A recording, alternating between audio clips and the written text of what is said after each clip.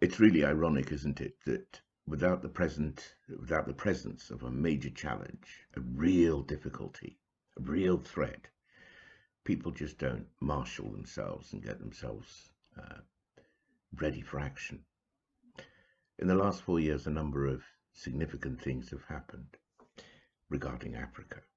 First, the President of the United States, the most powerful man in the world, said the continent was full of, excuse me to say, shithole countries. That was deeply humiliating. Um, and there was very little anybody did back or possibly could do back. Then 2020 rolled around, the pandemic hit the world. And when it did, Africans were right at the forefront of what happened in China, because it broke out in China. African immigrants were beasted, treated in the most horrific way.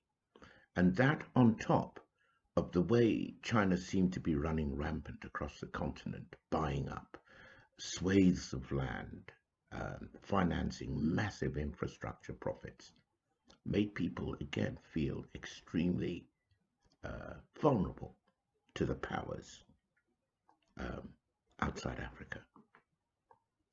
Now, recently, the spectre of the vaccine for COVID has come up. Now, on the 2nd of December in the United Kingdom, ITN, a major TV company,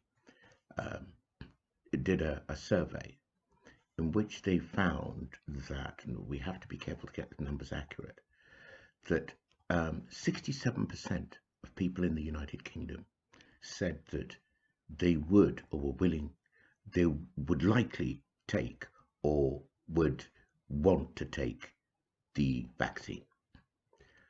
Now, of the 44% of those who said that they didn't want to have the vaccine, 44% said that they feared the side effects on account of the time frame within which the vaccine had been rushed into mass production and approved. 31% of those who didn't want to take the vaccine just didn't trust big pharmaceutical companies. Now, in the last, well, actually started this morning, this Sunday, the 20th of December, London went into a special lockdown tier created because apparently a new mutant strain of the COVID virus has emerged, which is 70% more virulent, more infectious than the existing one that we've been locked down against throughout 2020. While all of this was going on, I sat down for a moment and pondered, where was my voice? Who was advocating for me as a person of African origin in all of the decision making that was going on? I remembered that the Secretary of State for Health, Matt Hancock, had been asked by a television presenter how many, she called them black people, as most people do, how many black people there were in the cabinet. Mr. Hancock did not know. Now, he sits around that cabinet table on a weekly basis, and he couldn't tell whether or not there was a black person around that table. That was deeply disturbing and deeply shocking, but of course, if you're white, it's just a subnote, a subtext of what's going on. But for anybody of African origin, what it says is that PAO, people of African origin, are either invisible, unnoticed, or unheard within the United Kingdom. So while all of this conversation is going on about prioritization of the vaccine, who's first in line, etc., etc., etc., I wonder how many people have heard minority ethnic, specifically people of African origins, voices. I am almost certain that the acceptance figure of 67% quoted in the majority of population is much lower in people of African origin communities. simply because of our lived experience. Of course, smallpox has been eradicated, but the smallpox vaccine wasn't rushed out in the space of 12 months or so. Polio has been largely eradicated around the world. But again, the polio vaccine was years. I mean, in the past, vaccines were decades in the making. We've done this one in 1 year. So you really do wonder whether our voices have been heard at all in the conversations around the vaccine, how it's going to be rolled out, who it's going to be rolled out to, etc. Let's go to Africa. I remember, again, I think it was about March of 2020, when a couple of very senior French doctors were discussing how they would test the new vaccine that was under research at that time. And one of them just said that, well, it'd be great to go out there and go out to somewhere like in Africa and test it in a place where there's no infrastructure, where the people would therefore be a lot more vulnerable to COVID, and where the death rates were at that time projected to be way higher than anywhere else in the world, actually, as it's turned out. The biggest country to be hit by COVID is South Africa. It's also one of the most populous countries in Africa. Population about 59 million or so, which is only 10 million less than the United Kingdom.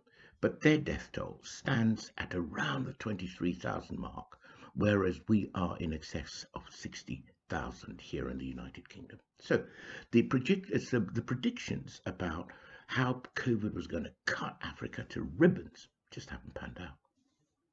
Now, we're now going to go into a conversation about how to roll out this vaccine likely in Africa. And again, I ask myself, just as Matt Hancock here in the UK couldn't name or couldn't remember whether there were any black cabinet colleagues of his around the table having a voice in the conversation, who is going to advocate for Africa and progress towards the issuance of the vaccine?